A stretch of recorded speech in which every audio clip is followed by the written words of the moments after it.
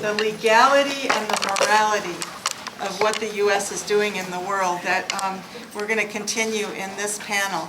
I'm Deborah Sweet. I'm the director of World Can't Wait. We are very glad to have you all in the room. I think we're in the right place to dig in to a huge question right now, particularly if one lives in the Western world. Our thoughts are being focused on the greatest danger to Western civilization or to the globe being ISIS in particular.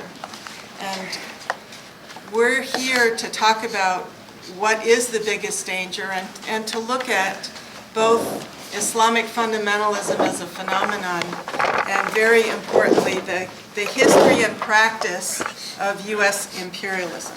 And we have three panelists that we're very glad to introduce you to. We had a fourth, Raed Jarar, an Iraqi who was very compellingly able to speak at an earlier iteration of this program we did in March. His wife is just about to give birth, so we gave him an out. But you can also see that on video, and we will be putting all this together on worldcan'twait.net, as well as all of these three speakers have their own websites, their own extensive writings, and I know you're here because you want to hear them, and not particularly me. But I will say that World Can't Wait feels these conversations are extremely important. Yes, we protest in the streets whenever possible. Yes, we go into classes, but we bring people together to talk and dig into key questions of the day. So welcome to U.S. Wars of Aggression and Islamic Jihad. What is the bigger danger and how should the anti-war movement respond? We're going to have three presenters and then we'll have a conversation. Our first presenter will be William Bloom, who is the editor and author of the Anti-Empire Report and a whole slew of books over the last 50 years, I would say, about U.S. imperialism. If you were to read those, you would get a very basic, key, important education about what the U.S. has done in the world. And I'll leave it at that because you will have him in person. Secondly, we're going to have Alan Goodman from the newspaper Revolution and the website revcom.us, who's traveled to the Middle East and reported and written extensively with analysis about the two outmodeds, the outmoded ruling strata from of the Islamic fundamentalism and the definitely outmoded, seen its day, ruling U.S. imperialism. And I think he'll be using our projector. Third, David Swanson, warisacrime.org. I got to know him during the After Downing Street days in 2005, and he's been a force in the movement to stop war in the world, and in particular to stop what the U.S. has been doing around the world. He writes prodigiously several times a day.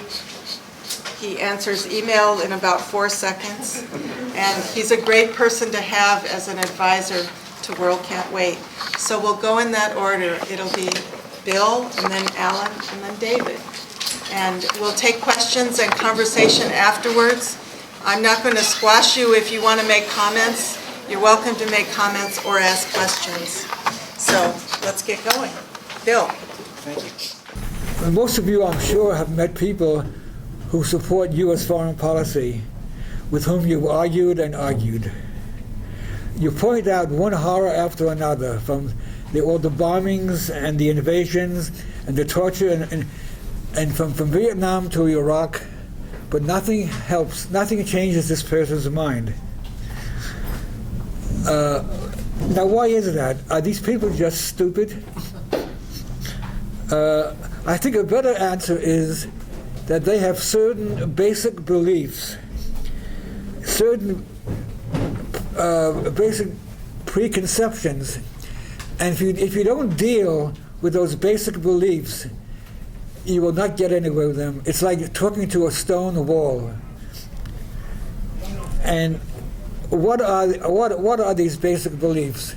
The most basic of them is a deeply held conviction that no matter what the U.S. government does abroad, no matter how bad it may look, no matter what horror may result, our government means well. Its intentions are honorable, even noble. And the great majority of Americans hold these beliefs very tightly. They just believe that we mean well. Frances Fitzgerald, in her classic study of education in the U.S., a high school education, wrote in summary, quote, the United States has been a kind of this is what people believe from their studies in our high school. The United States has been a kind of Salvation Army to the rest of the world. Throughout history, it has done little but dispense benefits to poor, ignorant, and diseased countries. The U.S. always acts in a disinterested fashion, always from the highest of motives. It gave, never took, unquote. And Americans genuinely wonder why the rest of the world can't see us that way. Even people who take part in the anti-war movement can hold these beliefs. They're marching to bring out that good American that they were taught to love, which they still love. They march to bring out the best in this America, and they're not exactly actually opposed to the policies. These Americans are very much like,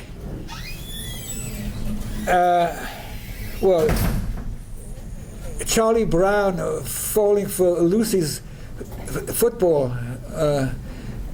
No matter how many times they're lied to or fooled, they continue to believe the standard propaganda about U.S. foreign policy. These Americans are like the children of a mafia boss. They don't know what their father does for a living, and they don't care. They just love him. But they have to wonder why someone just threw a bomb through the living room window.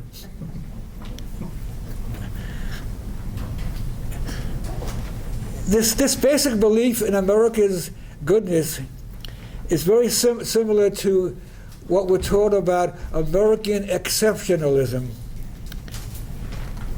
Let's just look at how exceptional our foreign policy has been. Since the end of World War II, the U.S. has attempted to overthrow more than 50 foreign governments, most of which were democratically elected. 2, dropped bombs on the people of more than 30 nations. 3, attempted to assassinate more than 50 foreign leaders. 4, attempted to suppress a populist or nationalist movement in more than 30 countries. 5, grossly interfered in the elections of more than 50 nations. And 6, led the world in torture. Not only torture performed directly by Americans upon foreigners, but with Americans providing lessons in torture, manuals for torture, and being present to observe their students. All this is indeed exceptional. No other country in all of history or all of the world has come close to a record of this kind. So we are indeed exceptional.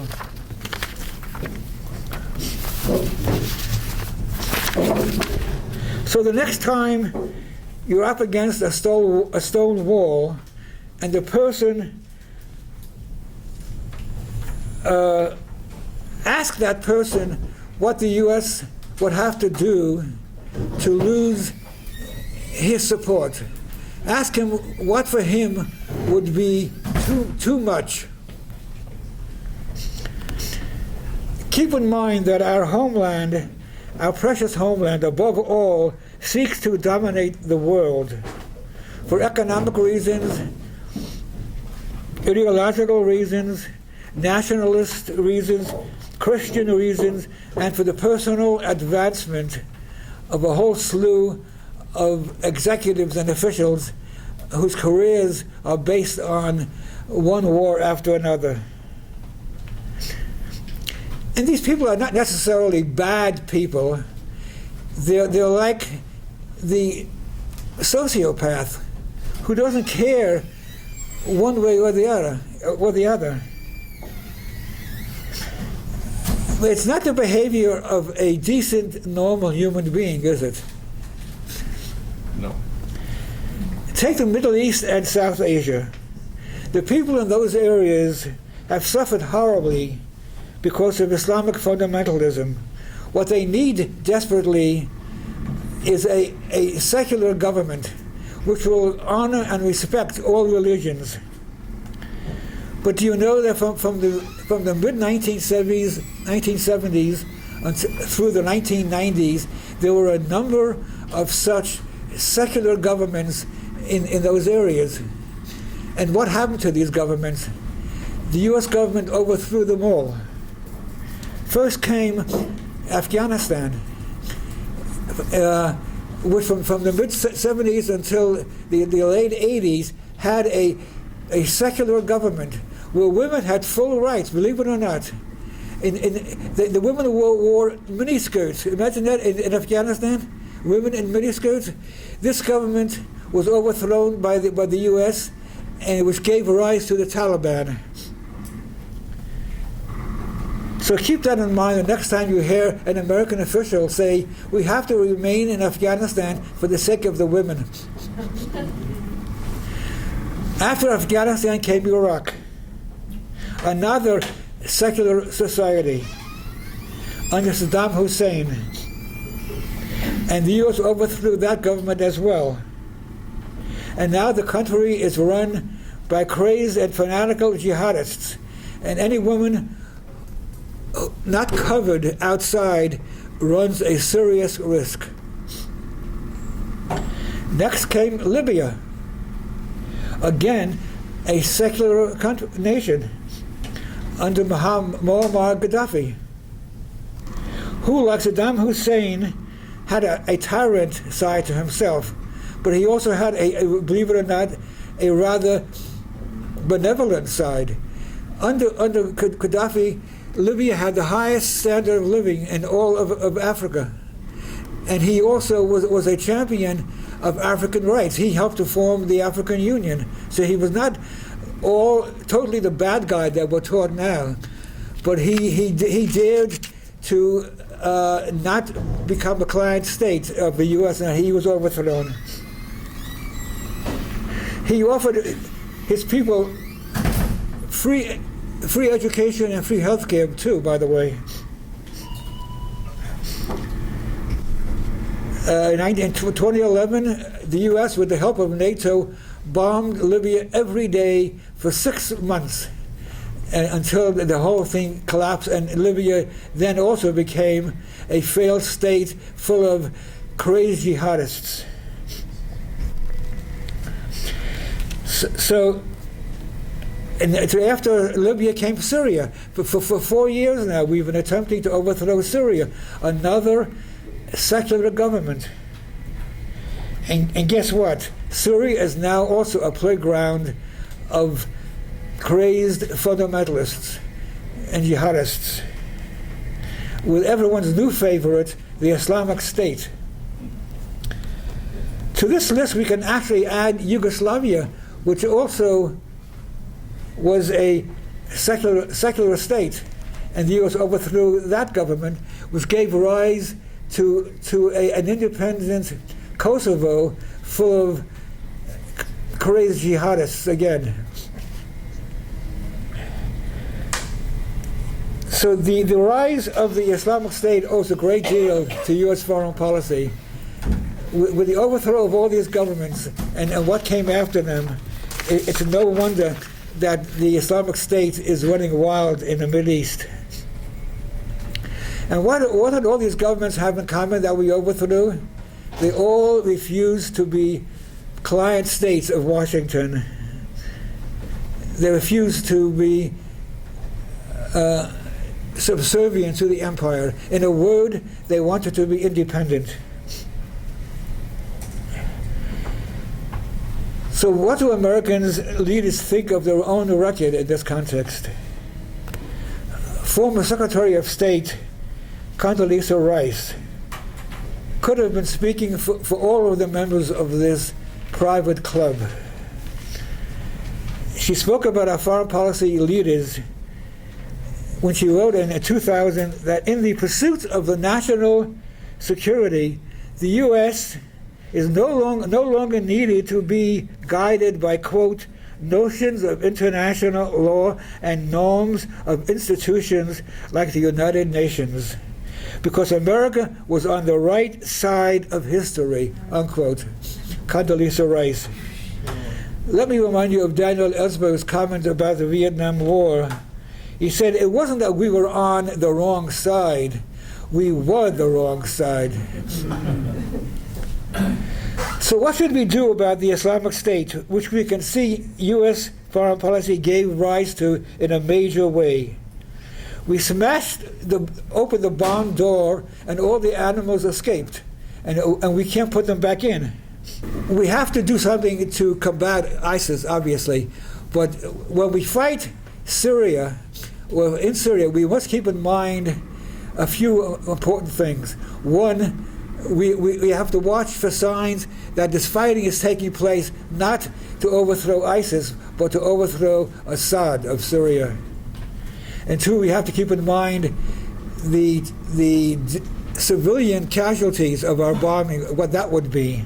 I think the Islamic State will actually die of its own weight. It's already covered so much territory. It can't begin to govern that. Now, maybe I'm being overly optimistic. The huge number of people they need to run the entire Middle East almost, and it will continue to create hatred of itself all over the area. Well, okay, I'm going to pause now, but we'll talk later. Thank you very much.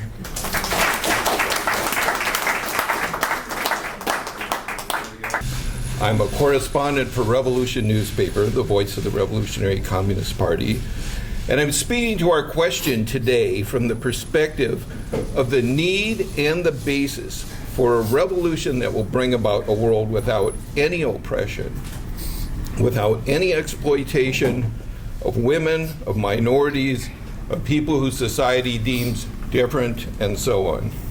But instead of societies where might makes right, which dominate and rule the world today, societies where humanity is consciously and voluntarily transforming itself in the world.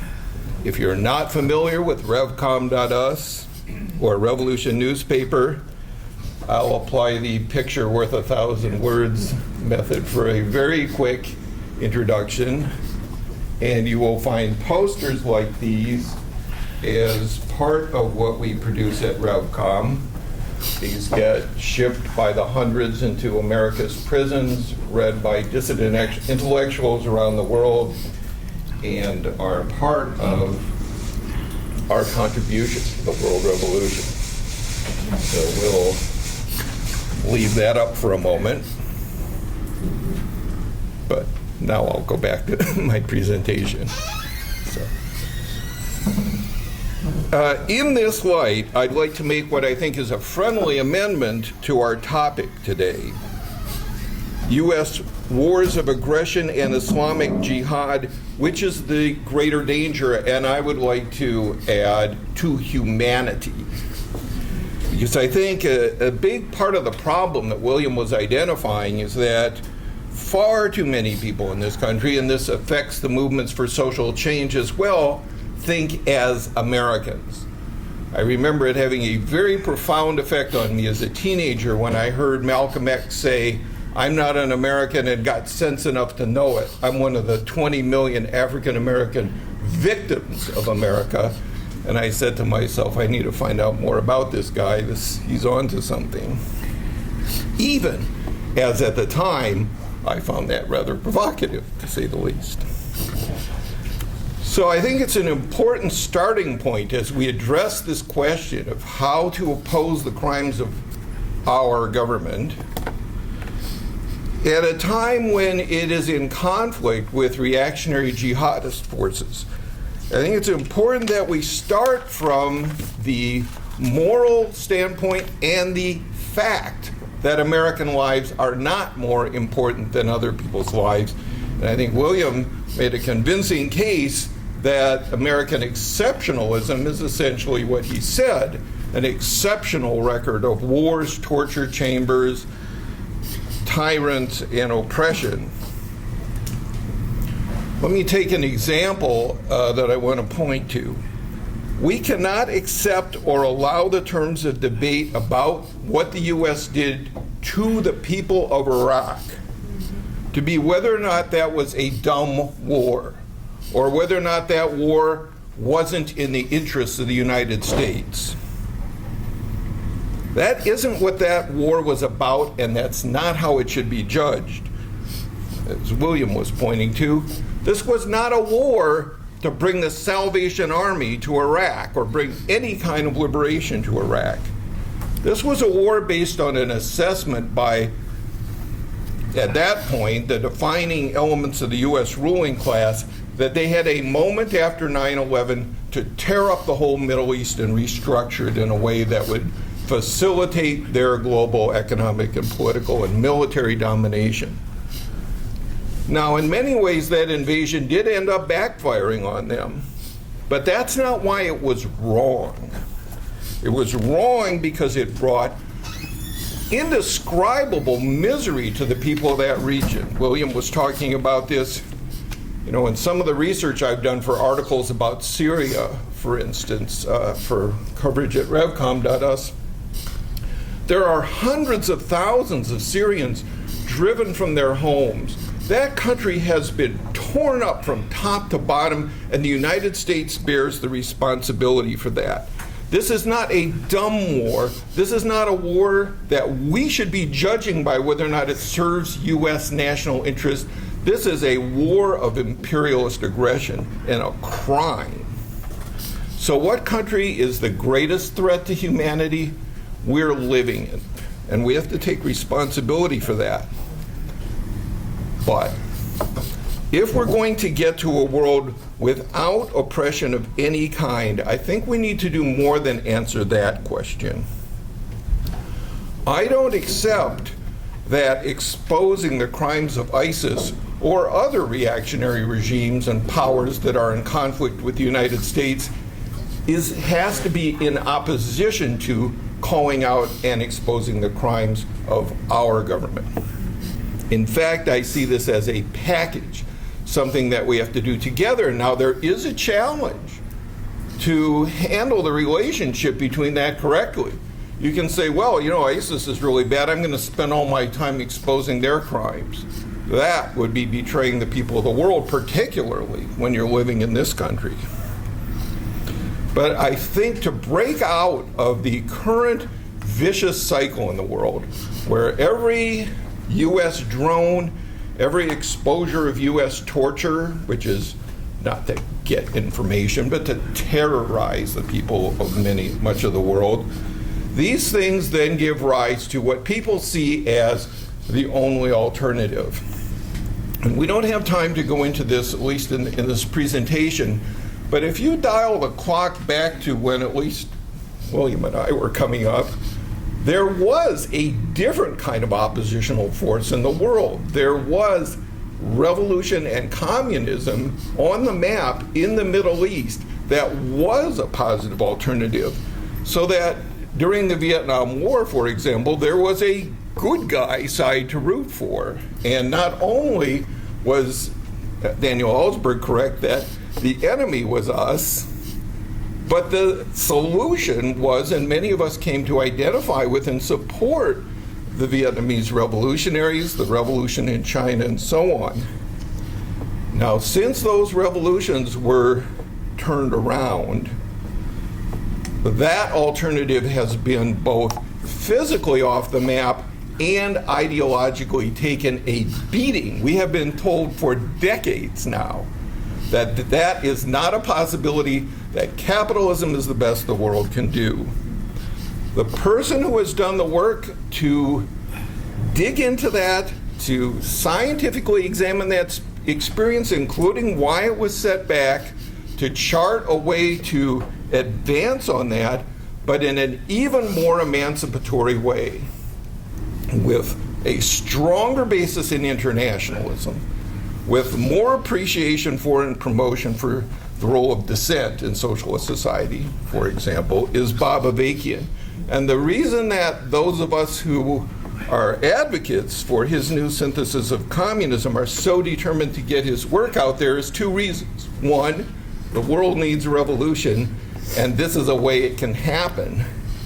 And two, if we don't lift the ceiling on people's expectations, if people's thinking, radical people's thinking, is confined to the lesser of two evils between Russia and the United States or Iran and the United States, that is not only not going to lead anywhere in the long run, it is going to be a stifling and suffocating influence on the level of resistance to the crimes of our government. It's too much to read on a poster, but I'll read it out loud.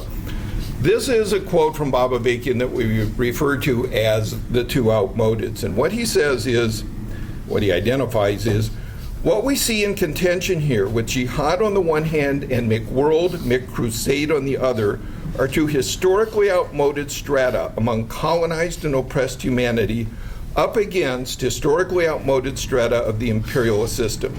These two reactionary poles reinforce each other, even while opposing each other. If you side with either of these outmodeds, you end up strengthening both, and I'm going to return to why I think that is. Well, this is a very important formulation and is critical to understanding much of the dynamics driving things in the world in this period. At the same time, we do have to be clear about which of these historically outmodeds has done the greater damage and poses the greater threat to humanity. It is the historically outmoded ruling strata of the imperialist system, and in particular, the U.S. imperialists. So I've spoken to why I think our government poses the greatest threat to humanity, but is it really the case that if you support or are even soft on either of these forces, you end up strengthening both? Well, there's different dimensions to this. One is clearly the actions that, again, I've got to use the air quotes for our government every time I refer to it. It's clearly the case that every time they go into one of these countries like Yemen, which they're doing now through Saudi Arabia, carrying out mass murder with bombings, supporting the most despotic forces, that people turn to the other alternative on the ground, which unfortunately right now is Islamic jihadist, reactionary Islamic jihadist forces.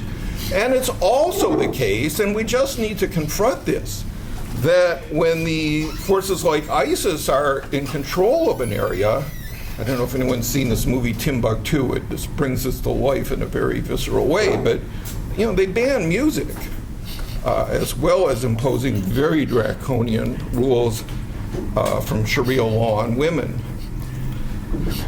So what I'm arguing is that if we restrict our paradigm to only exposing the biggest danger to humanity and not the whole package, we will end up even ironically pulling our punches, metaphorically speaking, in terms of our own ruling class.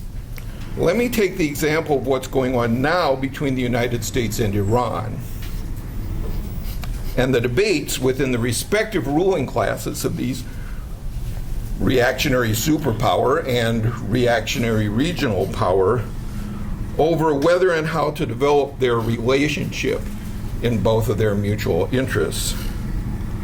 Who and what does it serve to support Obama's moves to develop collaboration between the U.S. empire and the Islamic Republic of Iran to shore up both of their interests in the Middle East?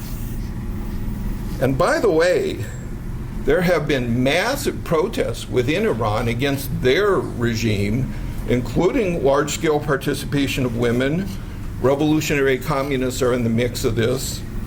And what I'm posing is, why can't we oppose, and this should be our main task, the crimes of our government while supporting genuine revolutionary resistance and struggle around the world? So I want to conclude by returning to the point that we are living in the country responsible in very direct ways for vicious exploitation and murderous oppression everywhere on earth on a level that no other force on this planet can touch. Not in the same ballpark. We have a moral duty to oppose that, not to democratize it, not to advise it on how to do its work in a more peaceful way, but to oppose it. And that is not opposed to, but there can and should be dynamic synergy between that and wrestling, wrangling, and yes, debating over what will fundamentally get to the root of what's wrong in this world and how to get rid of that.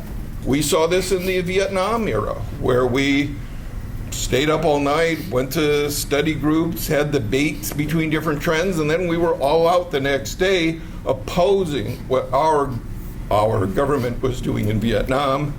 And today, if you look around the world in this country, from Ferguson to West Baltimore, if you look at the upheaval around the world, there is every basis to bring forward that kind of movement today on an even more profound basis. Wonderful to follow such remarks from two great speakers. Wonderful to be here and to see all of you here.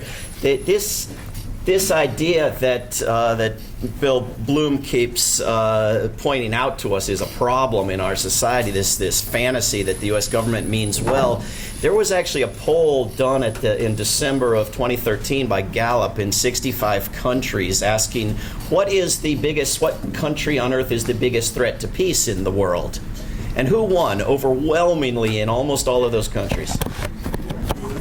The U.S., right? So the U.S. means well despite the will of those people. Right? So the Iraqis take polls, and a majority of them want the U.S. to get the hell out of their country, but we have these moral arguments for staying in Iraq for their benefit, right? And to be as careful getting out as we were reckless getting in, and so forth. I was walking up here from Greenwich Village this morning, and I passed a restaurant, and on the big glass window it said, "Defending the American Table." Now, who the hell attacked it, right? And what is American about it? This current war is fundamentally and entirely about scary videos of people having their heads cut off, right? Now, if anyone this week lost a job in Nebraska executing people, Saudi Arabia is hiring, and they're hiring executioners and they're hiring amputators, right? And better pay than Nebraska. So the United States government has no interest in opposing beheadings or burnings with missiles, right? What Saudi Arabia is doing with U.S. missiles in Yemen is no more moral than what it does to people on its streets with its swords, right? It's killing. It's unjustifiable murder with one weapon or another. And U.S. foreign policy has absolutely no interest in discouraging murder or encouraging human rights. Unless perhaps your country has not been donating to the Clinton Foundation.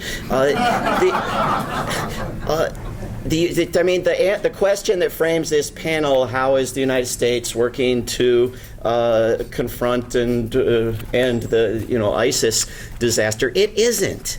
It isn't. It is consciously working to expand it. The United States created the situation that allowed ISIS to arise, knowingly exacerbated that situation with the arms and the training and so forth into Syria.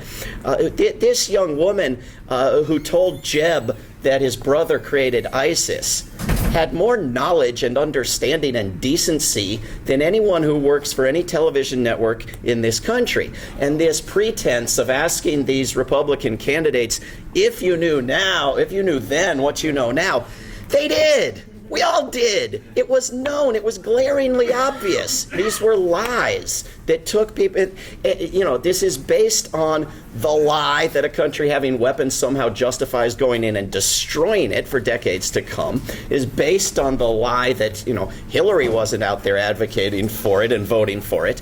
It's all a deception. And then there's this gross misunderstanding that somehow the lies ended when Bush left office, and that the lies about Benghazi that created the disaster in Libya that Bill was talking about, the lies about the chemical weapons in Syria, the lies about the stranded people on the mountaintop, the lies about the Khorasan group that didn't exist, the lies about Russian invasions and airplanes shot down in Ukraine, the endless lies have never let up. They are the same.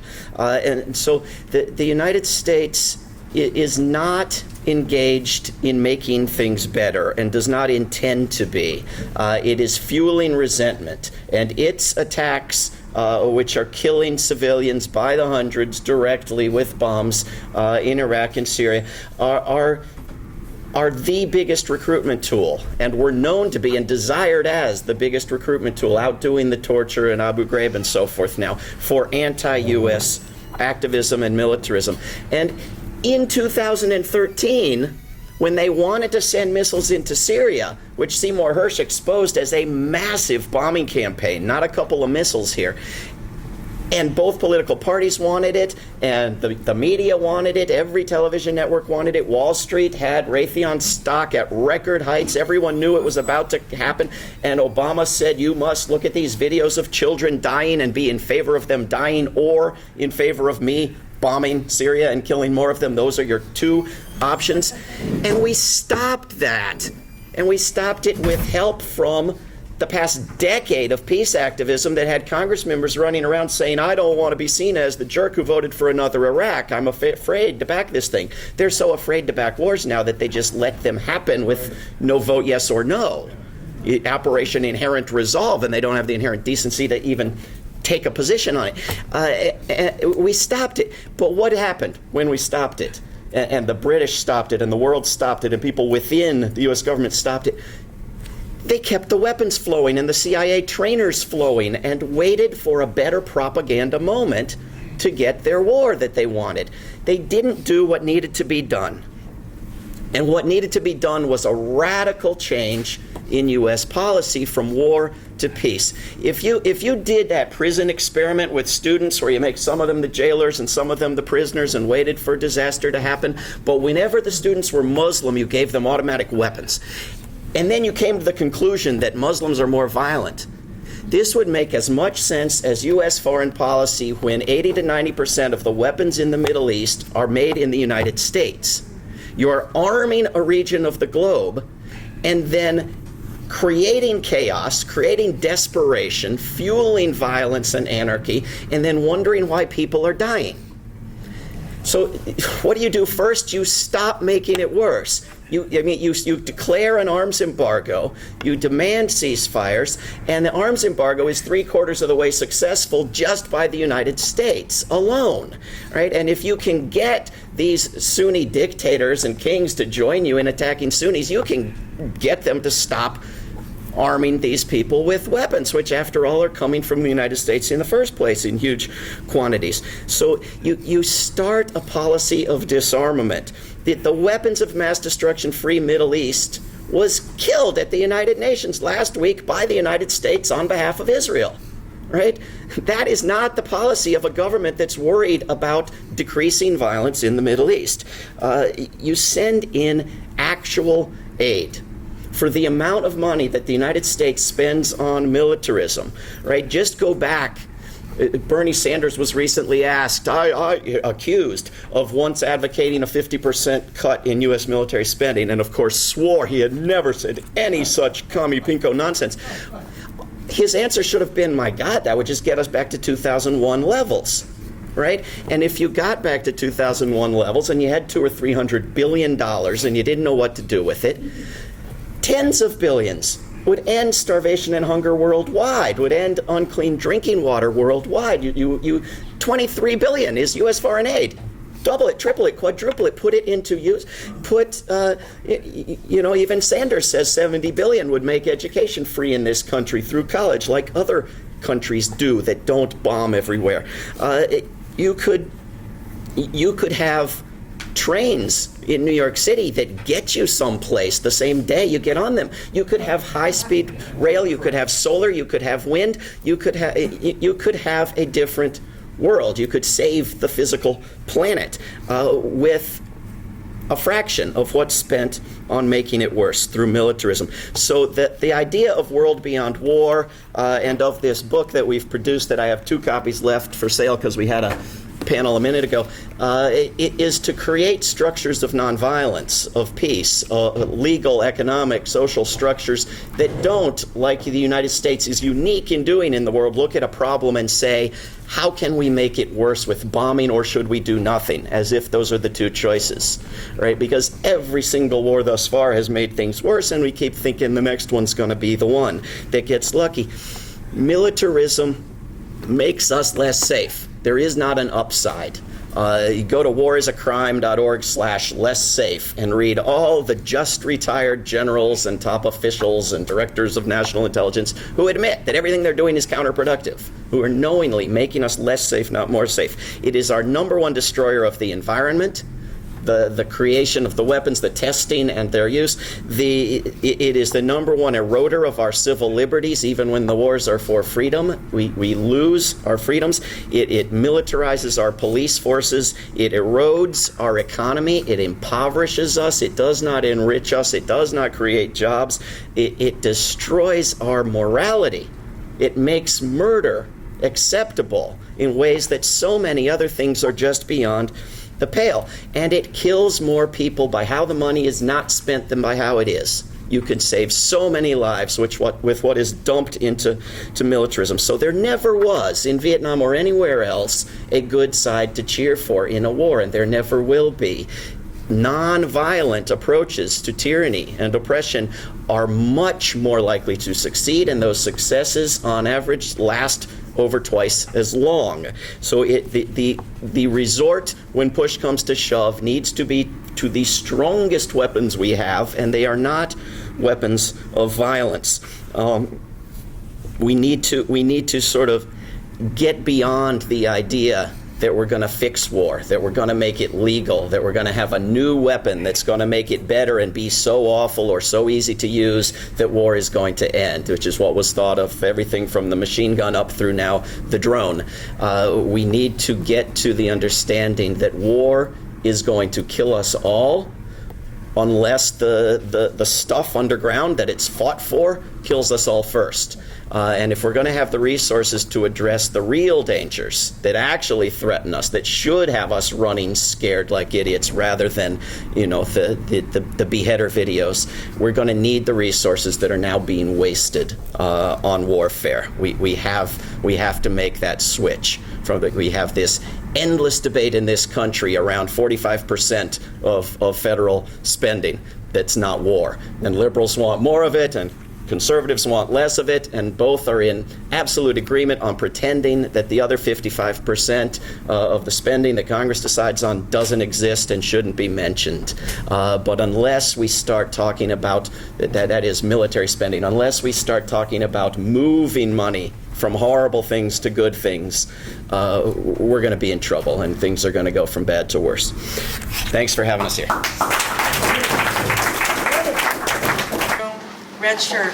Okay, I have a comment. It isn't really a question. But I have a daughter that graduated from Fordham Lincoln Center, only a couple blocks from here. In her third year there, she actually married a Muslim guy, a super guy. They went on to have 2 children, 2 years old and 4 years old, who I love dearly. But I don't let them call me grandpa. They call me Jadu, and they're my Hafidas, which is grandfather and granddaughter. and I'll be out there in 5 days in Alaska. My daughter gave up her chance for corporate law. She graduated in the top 10% of her class at Fordham and law school, and she gave that up and is a public defender out there. And today you see that more and more, where young people follow their conscience. And I hope that's a trend that continues. Thank you. That's all. Halfway through a book called National Security and Double Government by Michael Glennon, who talks about this whole network which is called the National Security State, which is apparently not subject to judicial, executive, or legislative constraints, and which is really just sort of looks like a growing mechanism. You mean a shadow government? Well, it's not a shadow because it's actually quite public. It's just that most of us don't realize how much decision-making on that level of military apparatus and decisions about things that Obama couldn't stop, for instance, and torture and so on. That so many of those decisions are being influenced by this other apparatus, which is called the National Security State. I wondered what you think about that. What our executives and governments and the corporations do openly and knowingly, or at least it's reported on a regular basis, that stuff is so bad that we don't even need the secret stuff which you're talking about to make it something evil. I'm not saying we shouldn't be aware of the other stuff and fight against it, but we don't need that to have an enemy. The enemy is very much in the open. You just take what our senators and congressmen say openly and what they vote for openly and the wars they push openly. That's all bad enough. So I'm more concerned about that aspect of it than I am about any shadow government or whatever you want to call it. Either of you want to speak? Well, I wouldn't mind speaking to the first question. Okay. I have heard countless stories about how the trend is the exact opposite. That is, that young people are getting out of school so burdened by debt, tens of thousands of dollars in debt, that they are so constrained in their choices that they aren't able to do what they think will make the world a better place. They have to do what they think will pay their bills to the bank, and while at the same and I have no idea, based on those anecdotes or yours, I would love to see a serious study of whether young people are more, which would be wonderful, or less, which would be disastrous, going by their conscience and doing good, rather than being herded into what their televisions have taught them to and their debts constrain them to, because there is $1.3 trillion now in total accumulated student debt, which is annual military spending by the United States, $1.3 trillion. And so when people tell me that there's no possible way to explain to young people that militarism affects them because there isn't a draft, and we must have a draft if you're ever going to explain to young people that, I don't know. I mean, if you're a young person and you're too dumb to grasp the connection between $1.3 trillion every year into militarism and $1.3 trillion is the total accumulated disaster of student debt for everyone over past decades, then, you know, I mean, it's a problem with elementary school then at that point. Briefly. Okay. Personally, okay, I have a daughter in Alaska that's a public defender. She's actually an intern now, or her agency does, where this girl graduated from Harvard. And to the chagrin of her parents, she has chosen the path of becoming a public defender. Last year, she had a big case, and her co-counsel graduated from Columbia University. And I don't know exactly what her situation was at home, but those are two people that have graduated Ivy League schools and have chosen a path of being a public defender, as well as my daughter, who graduated from Fordham. That to me is not a trade, maybe. I don't see it down in Ocean County. I live in Ocean County, New Jersey, and I agree, there's a big lapse in like young people being involved. But when I come up here and when I talk to my daughter, I see a trend of young people saying, I'm going to follow my conscience. And to me, it's heartwarming. You know, I would not put, peaceful U.S. aid in a different category than the main way the U.S. enforces its interests around the world through violence. For example, U.S. food aid, and I feel like I'm putting everything I'm saying about the United States in air quotes because it's not fundamentally aid. U.S. food aid has ruined the economies of countless and the agricultural base of countless third world countries, dumping U.S. agribusiness products, wiping indigenous agriculture out of business. I mean, I was stunned, among other things in Egypt, that, everyone's just eating stuff made with American wheat. This is a country that can grow food, but their economy's been warped into growing cotton. Similarly, another eye-opener for me when I was in Egypt as part of the Gaza Freedom March was how insidious how insidiously U.S. imperialism operates through NGOs, including meeting many NGO activists who got into their work, setting up schools for women and so on from very good motives, as I think many of this generation do have, but they got warped into things where, for example, when it was time for Sisi in Egypt to pull his coup, which we're learning more and more was orchestrated by the United States, these NGOs and these movements that have been, this is part of the State Department's, I think they call it soft, they have their military intervention and they have their ideological work, they have their economic domination, and it is a package that, from my perspective, needs to be opposed in total. Well, I'm sorry if I somehow gave an impression I disagreed with that, but it's interesting that I was on a panel very recently with the head of Ron Paul's Libertarian Peace Institute, who gave me a very similar speaking to what I've just heard from the communist side. There is apparently some overlap because the Libertarian told me the United States should not give good, useful aid that people want and can benefit from because the aid that it currently gives is as just described. And now maybe the communist position is the U.S. should not give people good, useful aid they can actually use because it would be coming from the U.S. So there may be a joining of forces there. But my position is that the United States should radically halt just about everything it is doing and begin a different, respectful, democratic, and actually useful and actually humanitarian approach to the world. The left has missed this historical opportunity to mobilize people more in the anti-war effort. And I'm wondering, why are we missing the mark here? Why are we not able to get 30 million people to the streets on this? Because the president's not a Republican.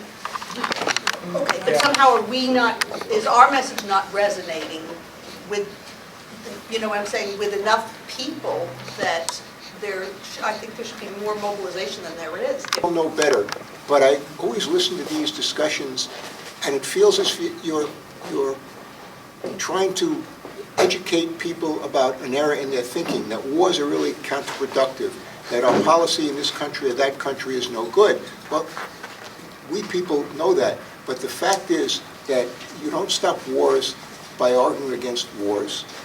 Soldiers don't make wars, and even senators don't really make wars, and presidents don't make wars.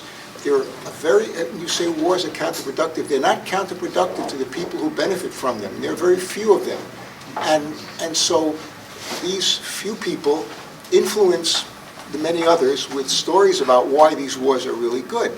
And so all these discussions, one woman over there said that it's not resonating with millions and millions of people. It never will. A long time ago, the people with money bought up all the media, and they tell people what is not basically true.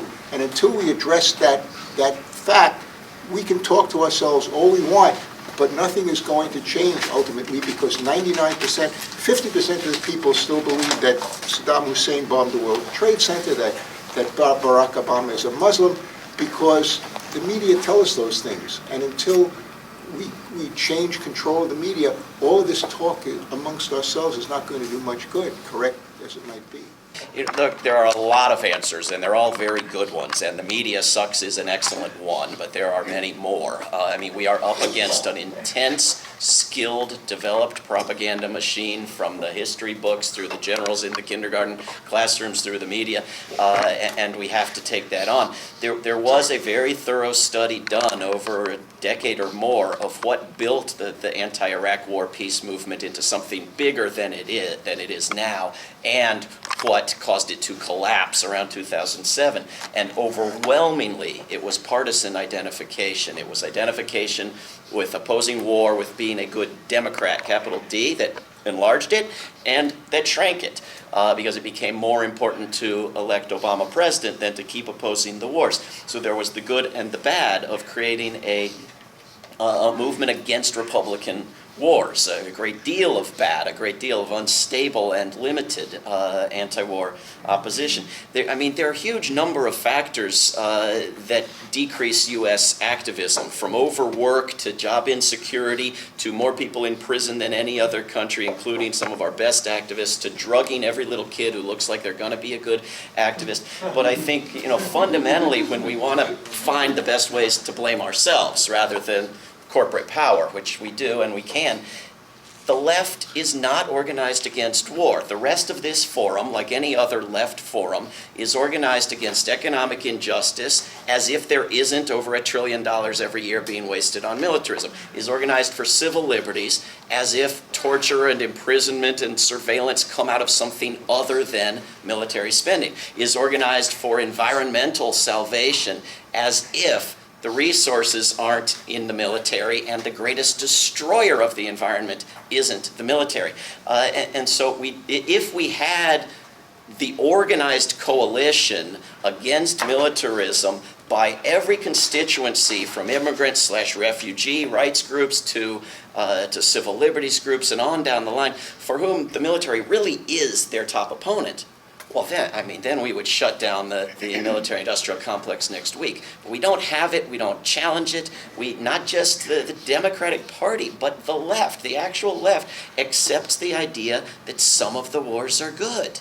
And as long as you do that, you're going to go on having wars.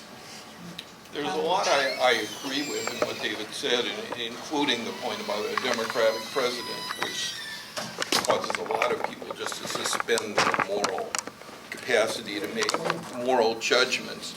But I think if we're going to really look at the difficulties we confront, okay, we're up against a mass media that, convinced enough people that there were weapons of mass destruction in Iraq when there was absolutely no evidence of that, and all this kind of thing.